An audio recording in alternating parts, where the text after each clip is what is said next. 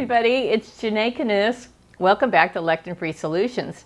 Today we are going to make fermented peppers and pickled peppers.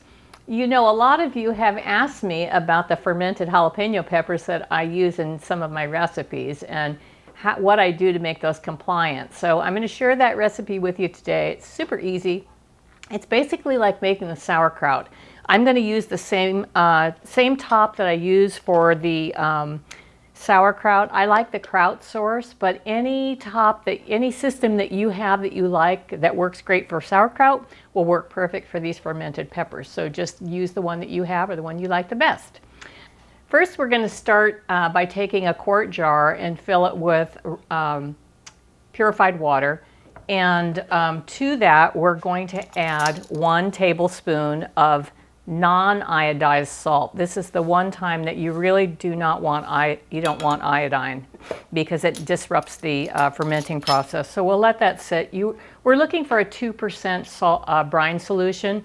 This is not exact. If you want to measure it all out, you can, but this always works for me. It's right in there. So it's an easier way than having to weigh the water and the salt, and if you do all the math, I don't like to have to do that. Okay, so we have our water sitting ready to absorb some of that salt. I'll give that a stir in a little bit. And right now I'm going to start prepping the jalapeno peppers. And one thing that I like to do when I do these is to wear rubber gloves because I never know how hot they're going to be. And invariably I end up rubbing my eyes with it, and I don't like that very much, so that's why I'm putting on the rubber gloves. Okay, here we are back with the jalapenos, and what I'm doing with these is cutting the end off so that we can, slicing them in half, and then if you can't do it with your fingers, sometimes you need a spoon to get that whole membrane. I'm taking the membrane and the seeds out, so they look like this when I'm finished with them. And then what I'm going to do is slice them lengthwise, and then when I need peppers for cooking, then I can dice these and put them in, rather than cut them in rings, I can control how I use them a little bit easier, and they're easier to cut up. So that's what this batch is going to be for rather than eating. So I'll get back with you as soon as I get all of these peppers cleaned up, and I'll show you how to start the ferment. Okay, now here we have 1 quart of distilled water, RO water, some type of purified water. Into that we've added 1 tablespoon of non-iodized salt so that we have about a 2% brine mixture. Now while we were off camera, I stirred this and it's all ready to go. I have the peppers all sliced. We've got garlic added to that, and then I'm just going to pour this up almost to the top. And I'm going to, as I mentioned, we're going to use the Kraut Source. This little device fits, it's spring-loaded, so it fits right on top of the peppers. I might run over with a little water, but that's okay.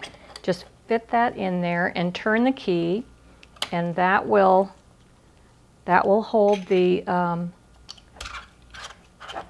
that will hold it all in place. Okay, now what I'll do is I'm going to fill that well up with a little bit more brine water. Not too much. That well has to stay full during the whole fermenting process. Now all we have to do with that is put it aside on your kitchen cabinet for somewhere between 2 and 10 days. After the 3rd day, you can open it up and taste them and see how they taste to you. And if you want them to be a little bit more fermented, then just keep going. I usually do them about 5 or 6 days. I think that's about where I like them, but you have to just sort of experiment with it. When the weather is warmer, they will ferment a little bit faster. Just make sure whatever device that you're using, you make sure to keep your water well full and not let that go dry, and everything works out wonderfully. So that's what we have to do with fermenting, and as you know, the fermenting takes we don't have to remove the skins.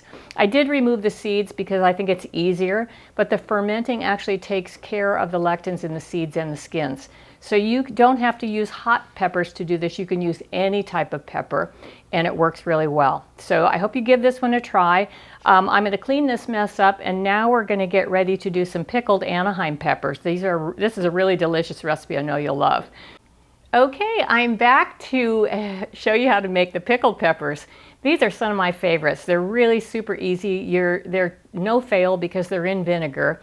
The only catch with these is that whatever type of pepper you use, you have to remove the skins and the seeds.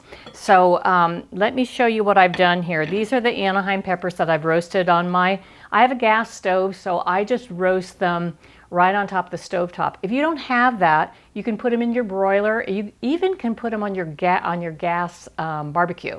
Whatever you need to do to blister the skins. And this is how easy. These have been sitting in here for about 10 minutes, and this is how easily the skins slide off. They just come right off. So what I'll be doing with this dish is I'll be removing all of the skins, and then I'll open them up inside. I'll be doing this on the breadboard so I don't cut myself, but just to show you, I'm going to open them up like this, and I'm going to remove all the seeds and all the membrane. And then we're going to be slicing those and putting them in the jar. So I'm going to go ahead and prep these to put in the jar, and I'll be right back. Okay, I have the Anaheim chilies all cleaned up. There's no skin and no seeds, so we're going to slice those up into fairly large pieces to go into this quart jar. One thing that I probably should have mentioned was after you blister the skins, you want to put them in something to help them sweat. I had them in a casserole, which worked great. I used to do them in a plastic bag, but then you have the risk of plastic getting into your food, so I don't use that anymore. I always find some type of glass container to put them in. It takes about 10 or 15 minutes for them to sweat enough that the skins helps remove the skins. So anyway, this is as simple as it gets. We've got about a tablespoon of dried oregano, 4 whole cloves of garlic, and I hope enough peppers here to fill this container, but it really doesn't make any difference. I think I had about 10 Anaheim peppers. I made pasilla peppers, stuffed pasilla peppers. I made a pasilla casserole that some of you saw me post on Facebook. And it's such a great time of the year for these peppers. I just can't resist not buying them. And roasting them in here is just, they're hard to resist. So anyway, I'm just going to show you, I'm going to very roughly chop these into fairly large pieces and slide them into the jar. And then as we go, I'm going to layer a little bit of garlic and a little bit of oregano in here. And as I get this jar filled up, what I will do is then top it off with apple cider vinegar and a little bit of extra virgin olive oil. And here we go. I'm just going to layer a little bit more. So we're going to have plenty. These are really nice to cut up and add to a salad. You know, with Anaheims, it's kind of funny, you never know how hot they're going to be. A couple of these were they're so hot and spicy, it made my eyes water when I was peeling them, and then some of them are totally mild. So once they pickle together, you'll have probably a combination of both. The other thing that I like to do with these is I like to put them on top of the millet lentil veggie burgers. It really gives them a nice punch. It's just a little extra drama to your dinner. So first of all, I think I'll start with the apple cider vinegar. If you don't have apple cider vinegar, if all you have is white vinegar, it's perfectly fine. It's not going to hurt a bit. I'm going to put a little bit of olive oil. I'm having a hard time seeing where I am here. These peppers go, ooh, it's a little spicy. This a little bit over here is very spicy. These peppers go directly into the refrigerator, and they will be ready. They're ready to eat right away, but they're better if they sit for about a week. Okay, I'm going to put the rest of the oregano on the top and that last clove of garlic. Maybe I'll get this last little piece in here. Yeah. Okay, and then all I'm going to do is top that up a little bit more. And then I'm going to put a lid on it and a ring. and it's all ready. And then give this, every couple of days, give this a shake and make sure that the oregano has a chance to work its way through.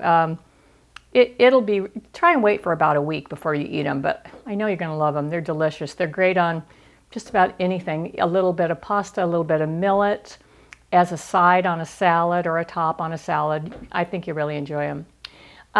Thanks for stopping by the kitchen today. I really appreciate it. I appreciate all the support that you show me for making these videos, and I hope that you'll continue to like and subscribe, and please hit me up in the comments if there's anything that you'd particularly like for me to make. I'm happy to try and come up with any different recipes that you might be interested in. So have a great weekend, and I'll catch you on the next video. Thank you.